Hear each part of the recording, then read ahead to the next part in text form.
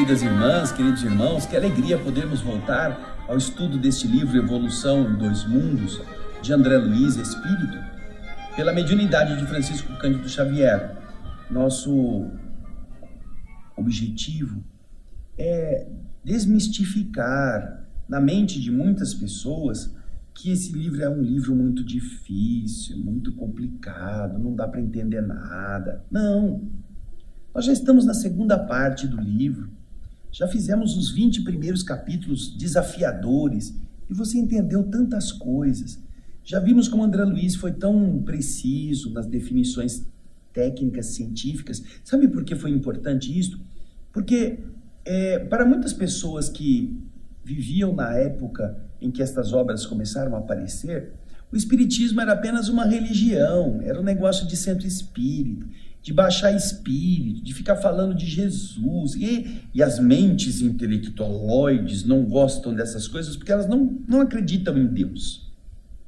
Elas não acham que Deus vai fazer estas coisas, ou elas acham que não pode ser esse Deus que tenha uma oração com uma força capaz de chegar até ele. Essas mentes pesquisadoras, algumas bem intencionadas, precisavam de um conteúdo técnico mais preciso. E a doutrina espírita não é apenas uma maneira romanceada de falar da vida espiritual, das coisas que acontecem no nosso lar, de como que os espíritos transitam de um lado para o outro, sem uma explicação do mecanismo. E aqui, então, para essas inteligências que estavam questionando a realidade dos espíritos por não serem eles muito avançados cientificamente, André Luiz trouxe informações precisas, médicas, científicas, físicas, químicas, para quem quiser aprender, para quem quiser se debruçar e entender.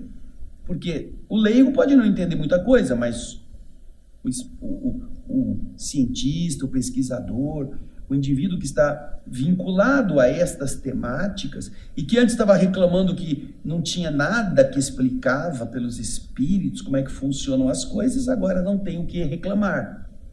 Porém, quando você vai buscar entender, você perceberá que dá para fazer, sim, uma assimilação muito boa de todos os capítulos. E nós tentamos fazer isso e fizemos com a ajuda dos nossos companheiros, trabalhadores desta equipe que foi atrás de sinônimos para você entender. Você, tenho certeza que pôde compreender muito melhor e ver como tem informações ricas, não é? Agora nós estamos na segunda parte. A segunda parte é um pouco diferente. São capítulos mais curtos ou às vezes menos tecnicamente falando, dedicados a uma explicação científica profunda, mas estão ligados às leis espirituais. Então nós já começamos aqui, olha, já vimos a linguagem dos desencarnados, a alimentação dos desencarnados, são explicações sobre a vida do outro lado da vida, como que ela funciona. Os desencarnados comem, eles se alimentam especificamente de determinados princípios. E como é que eles têm a linguagem? Eles conversam, eles usam a boca, eles emitem som, como que é isto? Depois nós vimos na semana passada o corpo espiritual e a volitação, como ele se desloca no mundo espiritual. E hoje nós vamos ver qual é a aparência dos desencarnados, como essa aparência se apresenta depois que perde o corpo físico. Você olha as fotografias que você tem na Terra, e desde criança você vê mais ou menos a sua mesma aparência, o seu mesmo rosto, as linhas principais, mesmo depois que você envelheceu, elas se mantiveram. Você passa 60, 80, 100 anos na Terra com mais ou menos a mesma estrutura. É claro, com as degenerações naturais, do desgaste das células, das moléculas físicas, mas você não perde as linhas gerais. Agora, e no mundo espiritual, os espíritos que vão para lá, que deixaram o corpo físico, eles vão ficar parecidos com o quê? Então, nós vamos agora ver o texto que responde esses questionamentos, essas dúvidas, com o resumo que eu preparei. ok? Vai ser uma leitura um pouco mais longa, porque é um resumo do texto todo, mas ainda assim você vai, depois que ouvir o resumo, vamos para o texto original para a gente ir conversando sobre ele. Vamos então ao resumo deste capítulo 4. Vamos lá.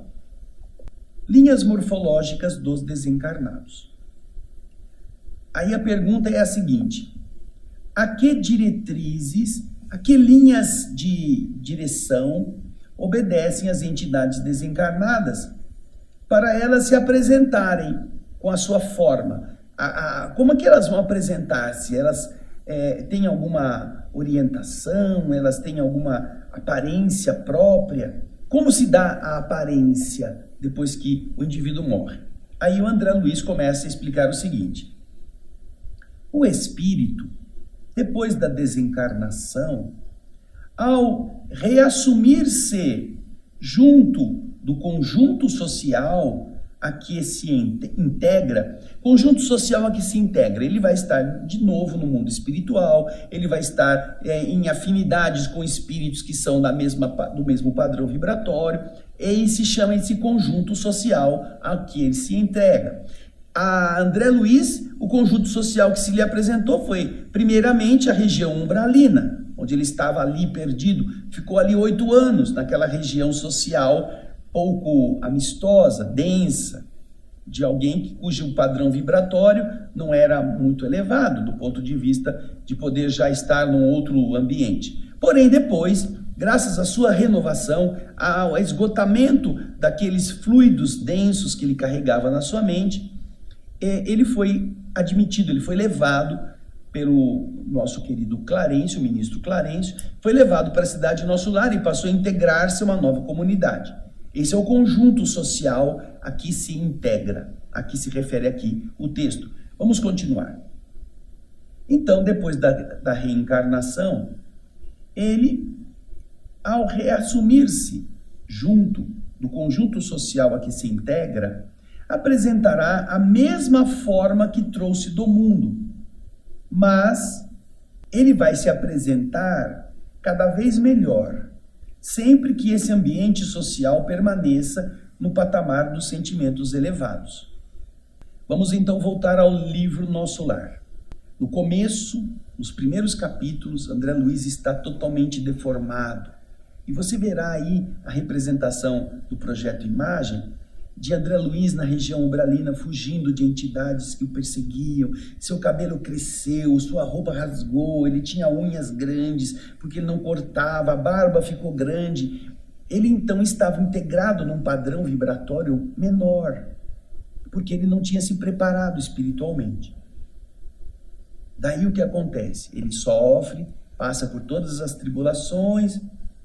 E também o projeto Imagem mostra a aparência dos outros espíritos que estavam ali, porque ele foi considerado suicida, porque ele se desgastou de forma abusiva quando estava na vida física, tendo morrido mais cedo do que tinha sido programado. Então os espíritos procuravam por ele para sugar os seus fluidos vitalizantes que ainda existiam no perispírito. Então essas entidades igualmente eram com semblantes desgrenhados, com uma situação animalesca até.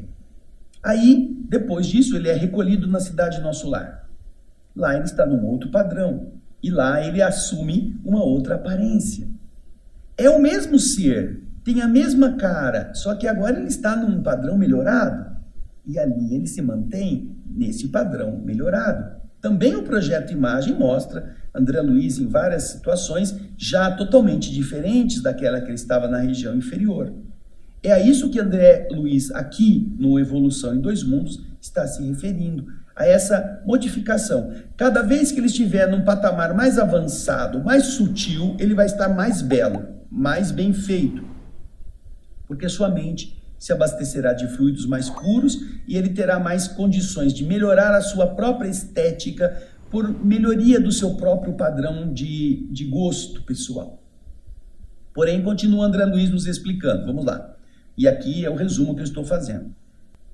A forma de cada um reflete a mente, principalmente em relação ao sexo, a sua condição de homem ou de mulher.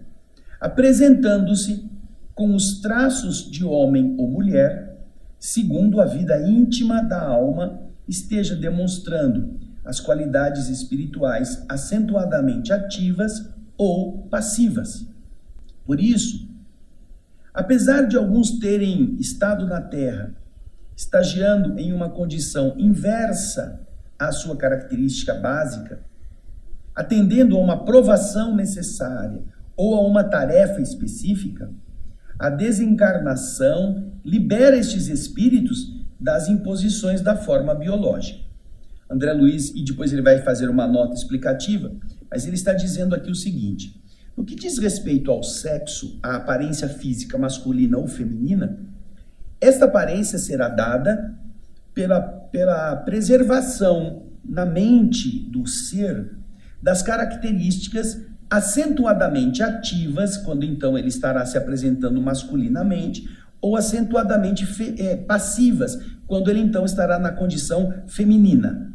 Passiva não é inútil, anulada, não.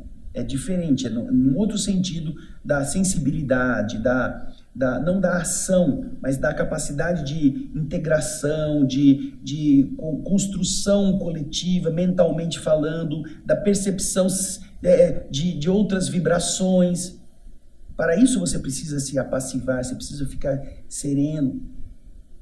Então, com isto, o espírito que já desenvolveu mais esta área, ele se apresenta mais ligado às sensações da pureza, da elevação, do que o ser masculino, o ser que estava tendo que lutar, construir, vencer na ação de construção daquilo que na vida física era necessário.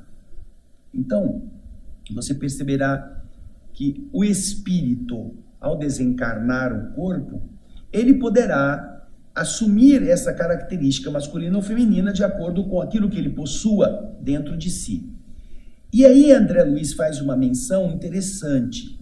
Ele diz a seguinte: algumas pessoas precisam renascer na Terra num sexo diferente daquele que ele tem predominante na sua mente. Porque às vezes ele abusou do sexo oposto, ele explorou o sexo oposto, ele brincou com o sexo oposto, não importa se é homem ou mulher. Ele era homem e explorou as mulheres, brincou com as mulheres. Ela era mulher e explorou os homens, iludiu, desencaminhou, acabou com a vida deles emocionalmente. Então agora, em algumas circunstâncias, o espírito precisa renascer naquele sexo que ele não respeitou. Ele tem a característica masculina, mas ele precisará agora viver num corpo feminino. É isso que ele está dizendo. Ou porque ele precisa para resgatar seus erros, ou porque ele pode ter pedido a inversão, porque ele precisa se preservar nas tarefas que ele vai realizar na vida física. Por algum desses motivos ele estará se colocando num corpo chamado inversivo. Porém, nestes dois casos, quando o corpo morre, ele volta ao plano espiritual e pode reassumir a característica psicológica predominante. Então é isso que ele está dizendo. Vamos voltar no texto para você ler comigo e entender tudo aquilo que eu já expliquei. Vamos lá. A forma de cada um reflete a mente. Está faltando uma palavrinha ali, né? A forma de cada um reflete a mente. Principalmente em relação ao sexo, apresentando-se com os traços de homem ou mulher, segundo a vida íntima da alma esteja demonstrando as qualidades espirituais acentuadamente ativas ou passivas. Por isso, apesar de alguns terem estado na Terra, vivendo, estagiando em uma condição inversiva, atendendo a uma provação necessária ou a uma tarefa específica, a desencarnação libera estes espíritos daquelas imposições da forma biológica. Agora, André Luiz está explicando, olha, devemos esclarecer que essas ocorrências, para efeito da responsabilidade kármica e da identificação pessoal, respeitam, via de regra, a ficha individual da existência última, vivida pela personalidade na Terra, situação que perdurará até novo estágio evolutivo que se processa, seja na reencarnação, seja na promoção a mais alto nível de sublimação e de serviço. Então, volto um pouquinho, essa é uma nota que o André Luiz faz neste comentário, neste trecho da resposta. Esclarecemos que essas ocorrências, ou seja, a responsabilidade do indivíduo que está vivendo uma situação inversiva, a identificação pessoal que ele estará apresentando, se baseará, primeiro, com mais inflexão, com mais exatidão, respeitará a ficha individual da existência última vivida pela personalidade na Terra. Ou seja, ele estava na Terra como homem e ele se comprometeu como tal.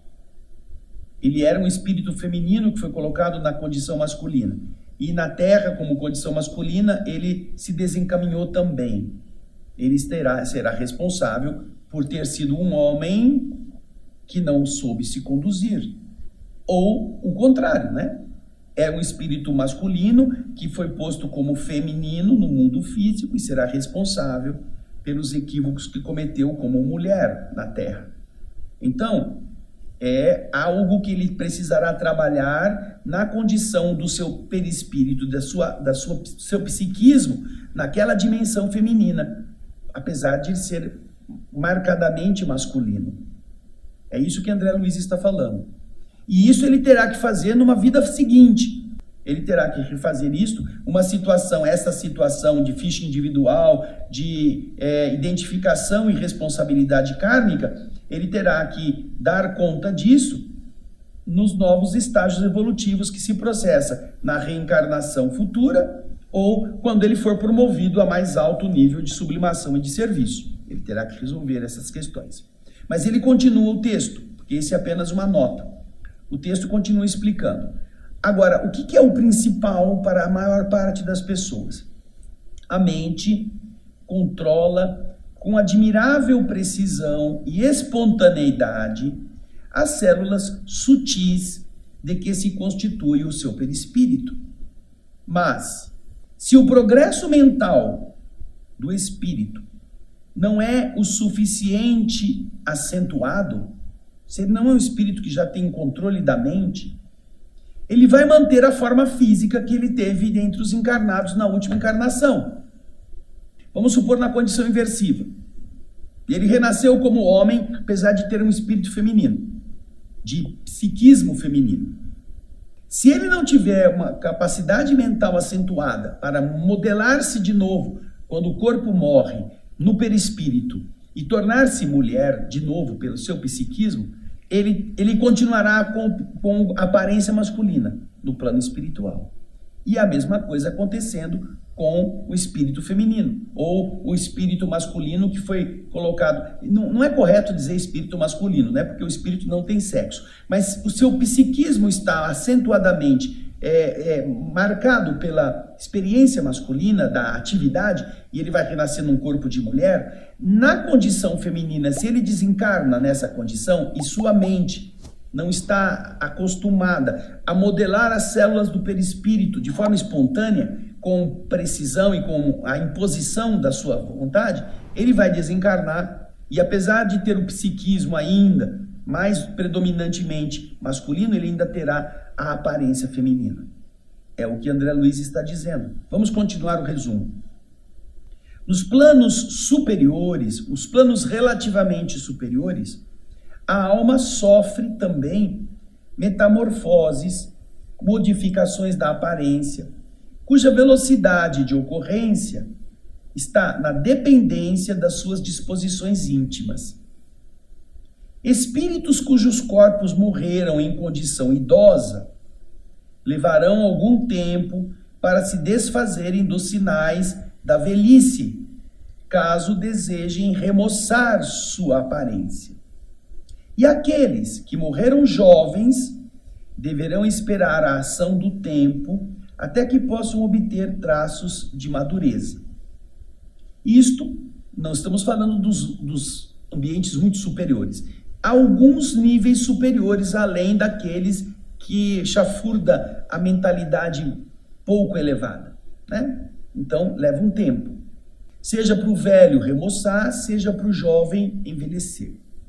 Agora, nas sociedades respeitáveis da espiritualidade, apesar de elas serem sociedades muito evoluídas do ponto de vista, às vezes, da vibração, André Luiz diz que podem se encontrar certos espíritos que ali foram aceitos, que foram admitidos por intercessões afetivas.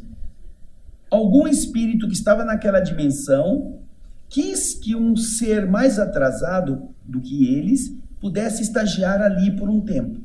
Então pode acontecer que nessas sociedades mais elevadas possam existir espíritos que não estão pertencendo a elas ainda, mas que ali estão por intercessões afetivas, como André Luiz diz e continua no texto, intercessões afetivas ou merecimentos próprios, porém que carregam determinadas marcas, como sendo mutilações que os desfiguram, inibições ou moléstias que atestam em seu estado vibratório estarem vitimados por processos mentais que ainda restam dentro deles de remorsos e que se espelham no perispírito, marcando-lhes a apresentação.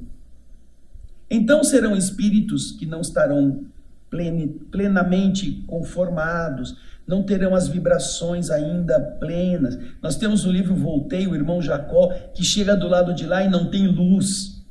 Todos os seus amigos espirituais já da convivência da Terra, que já foram para o outro lado antes dele, já estão iluminados por si mesmos, mas ele está apagadinho. Então você percebe que se trata de um espírito que ainda não fez muita coisa por si mesmo.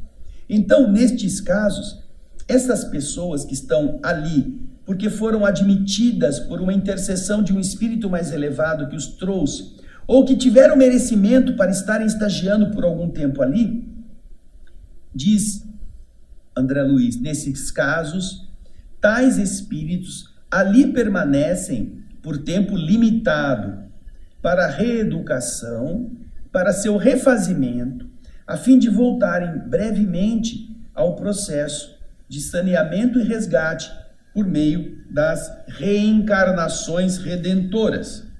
Ah, que legal! Puxa vida!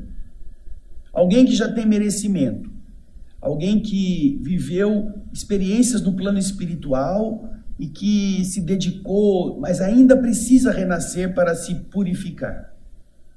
Então, ele apresenta determinadas marcas, podendo estagiar em níveis um pouco superiores ao que ele está, para se sentir estimulado. Olha, se você voltar na Terra, reencarnar e corrigir isto, você já pode vir para cá.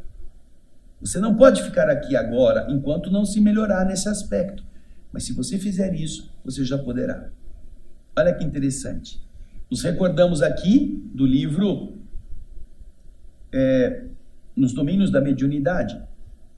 Aliás, desculpa, do livro Ação e Reação, capítulo 18, Resgates Coletivos.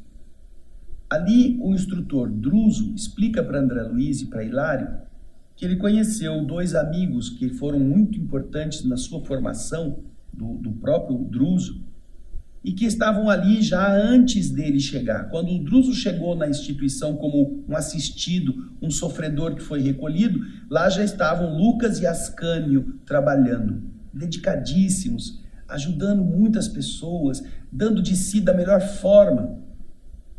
E eles ficaram lá trabalhando, só que já estavam lá há muito tempo e o sonho deles era conseguir subir o padrão vibratório para poderem ser admitidos em dimensão mais elevada. Naturalmente que a mansão paz que o livro nos conta, Ação e Reação, que aliás nós já fizemos aqui também, ela está localizada na zona umbralina densa, próximo da Terra. Ela não está muito acima da Terra. Tanto é que algumas entidades morrem aqui e fazem um estágio em instituições como a Mansão Paz para reencarnarem logo depois. Porém, o que acontece é que Ascânio e Lucas, que estavam lá trabalhando há muito tempo, já tinham se melhorado tanto, eram tão queridos, tinham tantos espíritos que gostavam deles, que eram gratos a tudo que eles haviam feito, e eles pediam que eles queriam subir a um outro patamar vibratório. Porém, seus pedidos eram indeferidos. Não, ainda não pode, ainda não pode, ainda não pode. Até que um belo dia os dois resolveram fazer uma petição por escrito, submeter formalmente a solicitação. Encaminharam, seu pedido foi organizado, foi orientado, deu-se prosseguimento normal às suas solicitações, e até que um dia, algum tempo depois, os dois foram chamados a um departamento que tinha a função de examinar o seu perispírito e suas memórias, as memórias que estão guardadas, com recursos que inclusive pudessem fotografar. O mundo espiritual tem recursos avançadíssimos. Os recursos da microfotografia fotografavam as diversas cenas que estavam arquivadas na memória dos dois e que eventualmente eles não se lembravam. Depois que eles fizeram toda essa análise, como se fosse um tomógrafo vendo o estado mental, só que com as imagens, eles foram depois chamados a uma entrevista com os espíritos mentores, que iriam analisar a petição e colocaram os dois em contato com a memória, num processo de regressão visual, para que eles pudessem ver isso conscientemente. E então, eles foram vendo que na encarnação anterior, na Terra, eles fizeram coisas lindíssimas, na anterior eles fizeram coisas muito boas, na anterior ainda, eles foram voltando no tempo. Eles regrediram 5 reencarnações e estavam fazendo já trabalhos beneméritos muito importantes. Porém, quando eles chegaram aí, eles estavam agora na época das lutas que Joana d'Arc havia enfrentando os ingleses, realizado para libertar a França do domínio da Inglaterra. Joana d'Arc tinha um exército. Eles eram membros desse exército. E quando eles estavam ali, por algum motivo de ciúme, inveja ou de não gostar de uma pessoa que era do próprio exército deles, os dois se mancomunaram e criaram uma situação para projetar, para jogar do alto da torre aquele que eles não gostavam. Seu irmão, não era seu inimigo, não era um opositor, era seu irmão. Eles então mataram o indivíduo deliberadamente. Porque com isso eles conseguiram subir no exército, receberam condecorações de outros que também não gostavam daquele indivíduo, mas eles tomaram uma atitude arbitrária. Quando eles viram este estado, conscientemente, eles entenderam por que eles não eram aceitos. E aí, os mentores que estão analisando o caso perguntam a eles, por amor a tudo aquilo que eles já tinham melhorado, se eles ainda queriam ficar vendo coisas do passado. Aí os dois disseram, não, nós já entendemos. Então agora o que a gente quer não é subir, a gente vai pedir para descer. E eles pedem uma reencarnação, para que eles pudessem expungir, limpar da própria consciência essa nódoa, que na visão dos espíritos, que tinham que analisar aquilo que eles pediam de vez em quando, era facilmente observável, porque certamente em sua estrutura vibratória havia aquela mancha, havia aquele problema. Interessante isso, né? Então eles vão renascer, vão viver na Terra, vão se dedicar à aeronáutica, para desenvolver o ramo da aeronáutica, e eles vão cair com um avião e vão morrer da queda, como eles fizeram acontecer com o amigo ou aquele que eles mataram, para eles poderem limpar-se desta culpa. Uma outra coisa interessante, nas obras que nós já lemos, vamos vir para essa aqui. No livro Nosso Lar, o primeiro, nós temos uma cena interessantíssima. Se não me engano, o capítulo se chama Vampiro. André Luiz está na cidade Nosso Lar, aprendendo como funcionam as coisas, e ele está num departamento que toma conta das cercas de defesa da cidade. E ele, com a sua orientadora, a enfermeira Narcisa, estão ali quando o vigilante da linha de defesa inicial vem até eles e diz: tem um espírito aqui que está pedindo para entrar, é uma senhorinha que está meio chorosa, está pedindo para passar. Vocês podem vir aqui para ver? Aí eles vão lá. Aí vai o André e vai a Narcisa. Aí os dois estão lá vendo aquela velhinha: eu estou precisando de ajuda, eu estou muito triste, eu estou muito cansado, eu vim de muito longe, por favor, deixem eu entrar. Só que a Narcisa, ela olha e ela vê, André Luiz também vê, que em volta dessa alma aparentemente muito sofrida, existem 90 tipos de manchas pretas em volta. Nódoas, marcas. Parece uma pessoa que teve um monte de bexiga no rosto, né? Mas não está no rosto, está na psicosfera, na atmosfera dela. Aí elas se condoem, eles acham: puxa vida, essa velhinha, vamos deixar passar, eu tomo conta dela. Aí o indivíduo que está lá tomando conta diz assim: não, eu preciso solicitar ao chefe das linhas de defesa que venha aqui e faça uma avaliação. Aí vem, ele chama, o chefe vem até ali e começa a ver e conversar com a mulher. Aí ele começa a conversar com a velhinha e ele sabe ver além do que os olhos dos novatos enxergam. E ele diz para Narcisa: não, essa mulher não é o que ela está parecendo. Ela é um espírito vampiro. Não é vampiro do Bento Carneiro que chupa sangue, mas vocês vão ver que ela está apenas fingindo que ela é. Ela não é isto. Eu vou conversar com ela e vocês verão. Ele diz: vocês estão vendo as manchas? Sim. O que mais que vocês veem além das manchas? E ela diz assim: eu não vejo nada. Aí ele diz assim: pois eu vejo em cada mancha o rosto de uma criança que essa mulher ajudou a matar com uma abortadeira.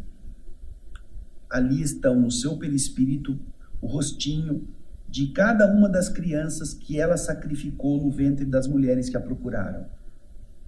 Vocês vão ver que e é uma das mais fortes vampiras que eu já encontrei na minha experiência. E aí ele começa a falar com a velhinha, e logo a velhinha se desconjunta e fala assim: eu não vim aqui pedir trabalho, não, eu quero o direito de ficar aí dentro. Aí ela perde toda aquela: eu sou velhinha, tô morrendo, preciso de ajuda. Aí ela ficou ofendida e ela sai batendo duro o pé: eu não quero esse Deus de vocês, eu quero sossego. Assim, sabe? Ela se desconjunta na sua fantasia de velhinha. Porque o que ela queria era sensibilizar e conseguir passar. Aí o instrutor diz: olha, vocês podem me dizer por que nós temos uma linha de defesa aqui se nós tivéssemos que colocar todo mundo para dentro? Não teria sentido ter essa linha de defesa. Essa pessoa vai entrar aqui e vai estragar nossas vibrações, porque ela não é isso que ela está dizendo. E então essa é uma lição. E você vê que esse espírito possuía à volta dele as marcas que demonstravam seus defeitos. Não é? Puxa, interessante. Vamos voltar lá no texto. Agora você vai ver André Luiz explicando isso tudo no texto original do livro. Vamos agora acompanhar a leitura. Linhas morfológicas dos desencarnados. A pergunta é essa que você está vendo aí. A que diretrizes obedecem as entidades desencarnadas para se apresentarem na sua forma, na sua aparência, morfologicamente? As linhas morfológicas, aquelas relativas à forma, à aparência das entidades desencarnadas, no conjunto social a que se integram, são comumente aquelas que elas trouxeram do mundo, a evoluírem, contudo, constantemente para melhor apresentação, toda vez que esse conjunto social se demore em esfera de sentimentos elevados. A forma individual em si obedece ao reflexo mental dominante, principalmente no que se reporta ao sexo, mantendo-se a criatura com os distintivos psicossomáticos ou do corpo espiritual, de homem ou de mulher, segundo a vida íntima, a vida interior, através da qual se mostra com qualidades espirituais acentuadamente ativas ou acentuadamente passivas. Fácil observar assim que a desencarnação libera todos os espíritos de feição ou de aparência masculina ou feminina que estejam na reencarnação em condição inversiva, atendendo a provação necessária ou a tarefa específica. Libera, porquanto, fora do corpo físico, a mente se exterioriza no veículo espiritual com admirável precisão de controle espontâneo sobre as células sutis que o constituem. E aí vem uma nota que nós já comentamos aqui, que está no rodapé, com o número 26. André Luiz, depois de ter explicado este trecho, ele faz essa seguinte aclaratória. Devemos esclarecer que essas ocorrências, para efeito de responsabilidade kármica e identificação pessoal, via de regra respeitam a ficha individual da existência última vivida pela personalidade na Terra, situação que perdura até novo estágio evolutivo que se processa, seja na reencarnação, seja na promoção a mais alto nível de sublimação e de serviço, que é a nota do autor espiritual, que nós já explicamos no resumo. Aí continua André Luiz no texto original. Ainda assim, é importante observar que, se o progresso mental não é positivamente acentuado, se ele não tem um desenvolvimento ainda muito intenso, mantém a personalidade desencarnada, aquele que morreu, nos planos inferiores, por um tempo indefinível, a forma plástica que lhe era própria entre os homens. Se ele está no nível inferior, a última encarnação vai ser aquela que ele vai se apresentar do outro lado, homem ou mulher. Agora, nos planos um pouco acima, nos planos relativamente superiores, sofre processos de metamorfose, ele pode transformar-se, mais lentos ou mais rápidos, conforme suas disposições íntimas. Se a alma, que foi libertada do corpo físico, foi transferida para o mundo espiritual em adiantada senectude, em adiantada velhice, ela vai gastar algum tempo para se desfazer dos sinais da ancianidade corpórea. Ela vai carregar ainda a aparência de velho. Ela vai gastar um tempo para se livrar dessa aparência velha, se ela desejar remoçar ou rejuvenescer o seu próprio aspecto. E na hipótese de haver partido da terra na primeira juventude, deverá igualmente esperar que o tempo a ajude, caso se proponha a obtenção de traços da madureza, caso queira parecer um pouco mais adulto, mais velho.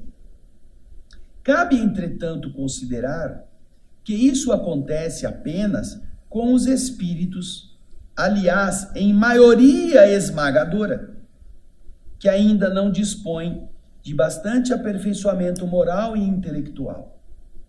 Pois, quanto mais elevado se lhe revele, se lhe descortine o degrau de progresso, quanto mais avançado ele esteja, mais amplo também se lhes revela o poder plástico, o poder de controlar as células que vão tecer, que vão construir um instrumento de manifestação, que é o seu corpo espiritual.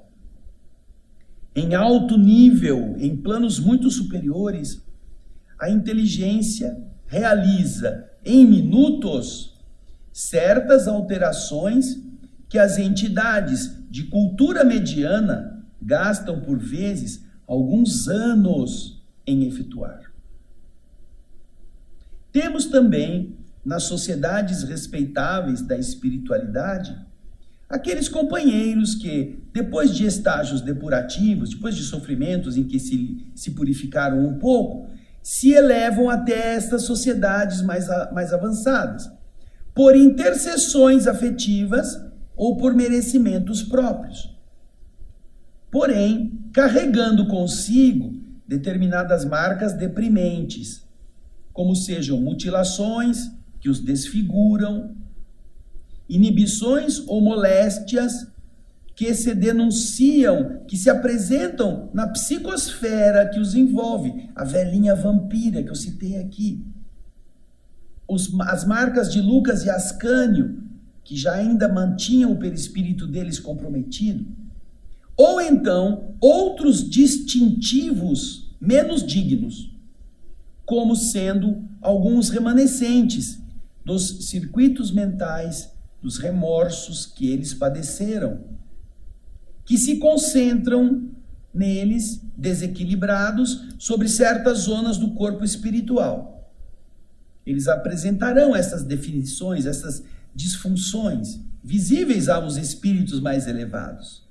Porém, nestes casos, em todos eles, estas entidades que estão ali trabalhando, ali se encontram habitualmente por períodos limitados de reeducação e de refazimento, para regressarem em breve tempo no rumo das estradas, dos caminhos de saneamento e de resgate das reencarnações redentoras, as reencarnações que fazem os espíritos crescerem por terem vencido suas próprias limitações, como é o caso do Lucas e do Ascânio, do livro Ação e Reação, do capítulo 18.